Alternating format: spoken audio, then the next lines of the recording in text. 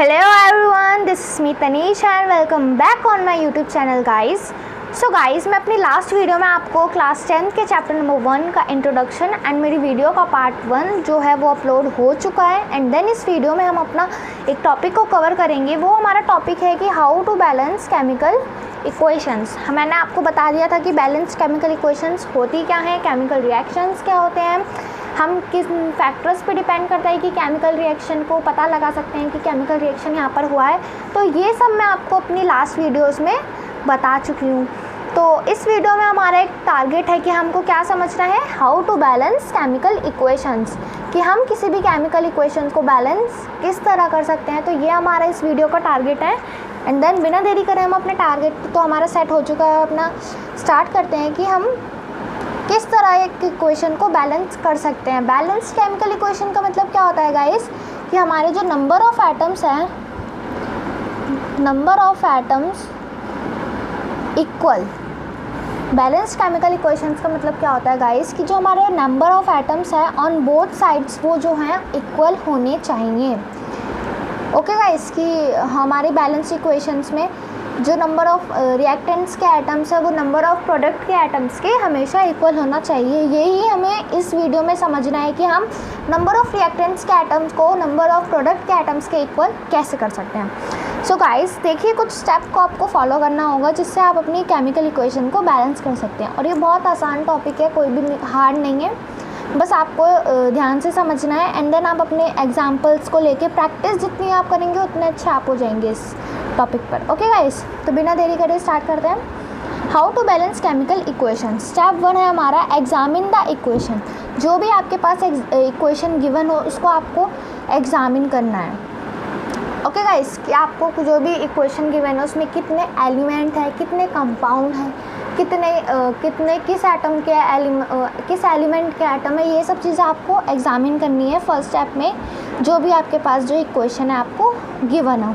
चलिए एक एग्जांपल से समझते हैं। हमको एक एग्जांपल दे रखा है, जब आयरन हमारा वाटर मॉलिक्यूल के साथ रिएक्ट करेगा तो iron third oxide and hydrogen gas निकालेगा। तो ये हमारे जो आयरन और वाटर है ये हमारे क्या हैं, रिएक्टेंट्स। ये हमारे क्या है गाइस, रिएक्टेंट्स। एंड ये iron third oxide and hydrogen हमारे क्या है, प्रोडक्ट। तो इसमें हमको चेक करना है कि जो हमारे रिएक्टेंट्स के एटम है और जो हमारे प्रोडक्ट के एटम सेम है या नहीं।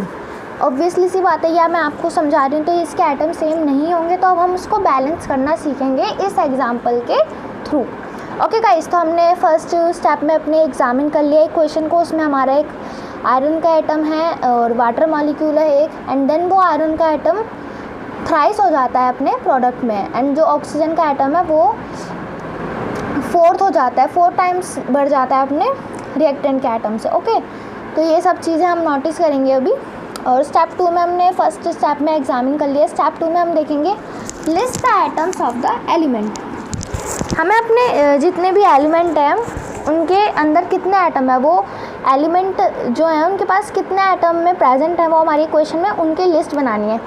जैसे मैंने यहाँ पे लिस्ट बना रखी है छोटी सी, इससे समझेंगे। ये आपको लिस्ट दिख रही होगी एलिमेंट, और ये LHS पे हमारे कितने एलिमेंट है, एटम है इस एलिमेंट के, एंड RHS पे हमारे कितने एटम है इन एलिमेंट के। देखिए हमारे इक्वेशन में आयरन प्रेजेंट था, हमारे इक्वेशन में हाइड्रोजन प्रेजेंट थी, हमारे इक्वेशन में ऑक्सीजन प्रेजेंट थी।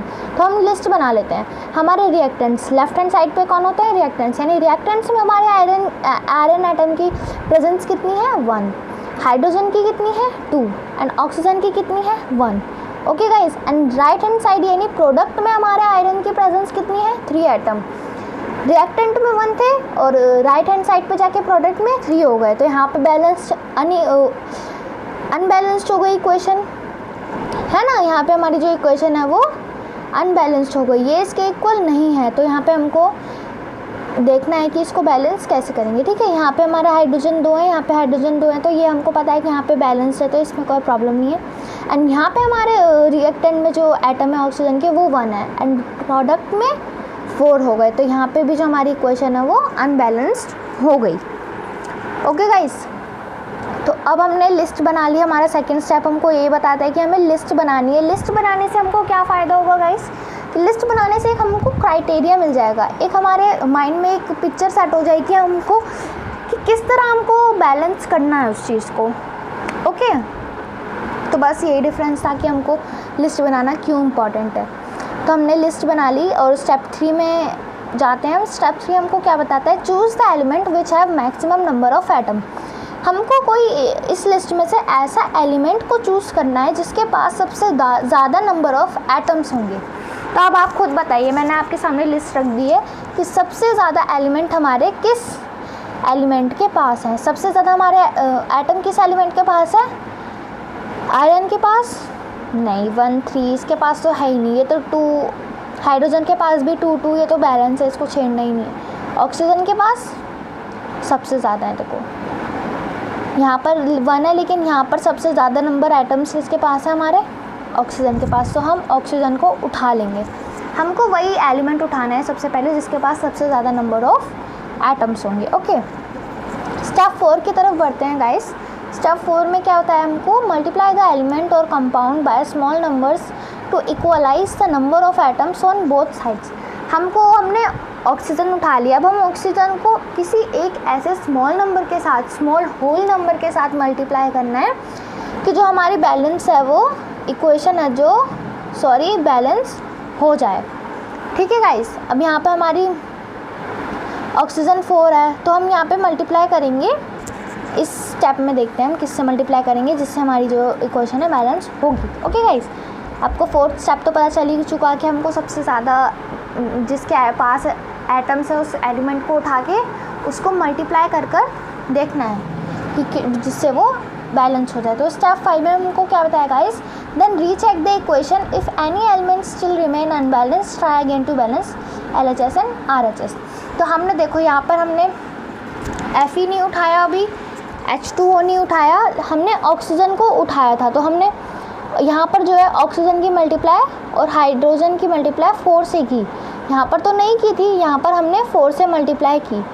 4 से मल्टीप्लाई करने के बाद जो देखो गाइज, यहाँ पर हमारे हाइड्रोजन के पहले से ही 2 एटम प्रेजेंट थे एंड ऑक्सीजन का 1 एटम प्रेजेंट था। अब हमने वही हाइड्रोजन के 2 एटम्स को 4 से मल्टीप्लाई कर देंगे तो हाइड्रोजन के कितने एटम्स बन जाएंगे? 8 एटम्स बन जाएंगे। एंड देन हमारे इधर कितने एटम्स हैं? 2 एटम्स। तो यहाँ पर तो ये बैलेंस नहीं हुए, लेकिन ऑक्सीजन के यहाँ पर कितने एटम्स थे?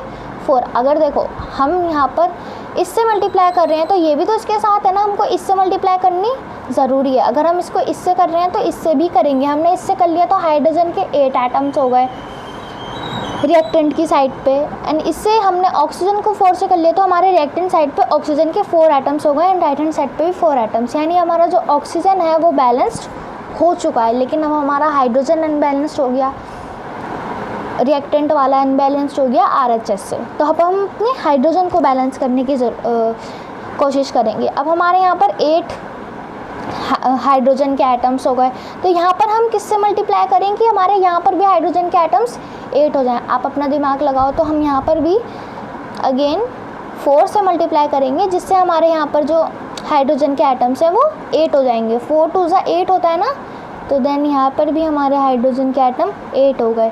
तो ये दोनों ही हमारी जो हाइड्रोजन एंड ऑक्सीजन है तो दोनों ही बैलेंस हो चुके हैं यहाँ पर। एंड देन हमारे लास्ट एलिमेंट बचा है आयरन, उसको बैलेंस करते हैं। यहाँ पर 1 एटम है आयरन का एंड देन यहाँ पर 3 एटम्स हैं आयरन के।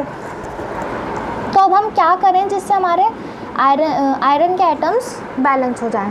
तो देखिए गाइस, यहाँ पर 3 हैं तो यहाँ पर अगर हम 3 से मल्टीप्लाई करेंगे तो यहाँ पर हमारे 3 एटम्स हो जाएंगे आयरन के, हो जाएंगे। तो देन हम यहाँ पर 3 से मल्टीप्लाई कर देंगे तो हमारे जो आयरन के एटम्स हैं वो 3 हो जाएंगे। नाउ हमारी जो इक्वेशन है वो बैलेंस हो चुकी है और जो हमारी बैलेंस इक्वेशन आएगी वो होगी 3Fe + 4H2O is equals to में Fe3O4 + 4H2। तो ये हमारी जो इक्वेशन आई है गाइस, ये हमारी बैलेंस्ड केमिकल इक्वेशन है। स्टेप 5 में हमको यही बताया कि हमको अपने स्मॉल होल नंबर से हमको मल्टीप्लाई करना था और 5th स्टेप में हमको चेक करना था कि अगर अभी भी कोई भी ऐसा एलिमेंट है जो अनबैलेंस्ड बचा हो तो उसको बैलेंस करने की कोशिश करनी है। तो हमने यहाँ पर ट्राई किया ना, आपको ऐसे ही हर अनबैलेंस्ड इक्वेशन में ट्राई करना है एंड देन उसको बैलेंस करना है।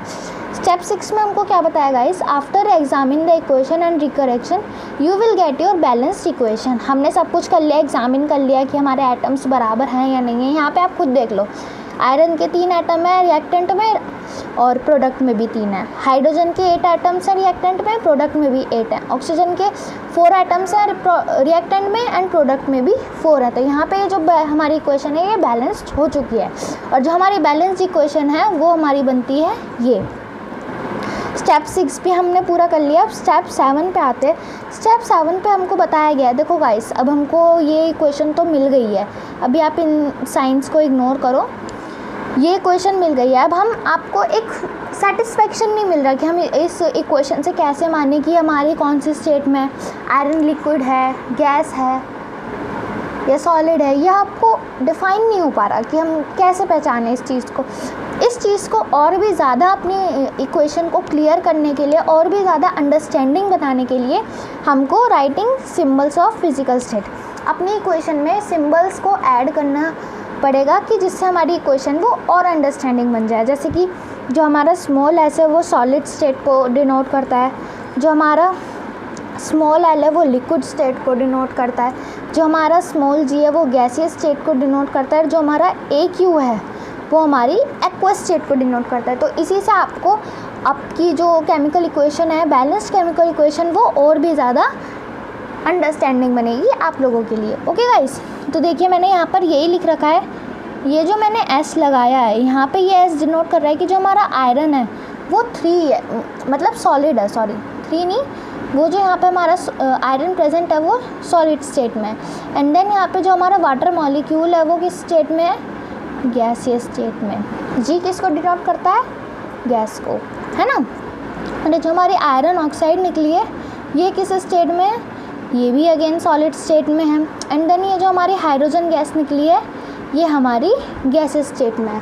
तो अब आपको पता चल गया होगा कि हमको अपनी केमिकल इक्वेशन कैसे बैलेंस करनी है। आप लोगों को ये जो स्टेप है अपने माइंड में रखने हैं, जिससे आप जब भी आपके सामने कोई भी इक्वेशन आए, इन स्टेप्स की आपके आगे लिस्ट बन जानी चाहिए और आपको इन्हीं स्टेप्स को फॉलो करते करते अपनी केमिकल इक्वेशन को बैलेंस्ड करना है। सो गाइस, आई थिंक ये वीडियो आपके लिए बहुत हेल्पफुल होगी। सो गाइस, इस वीडियो को अगर आपको अच्छी लगे तो please like and share and subscribe करना ना भूलें। And thank you for watching.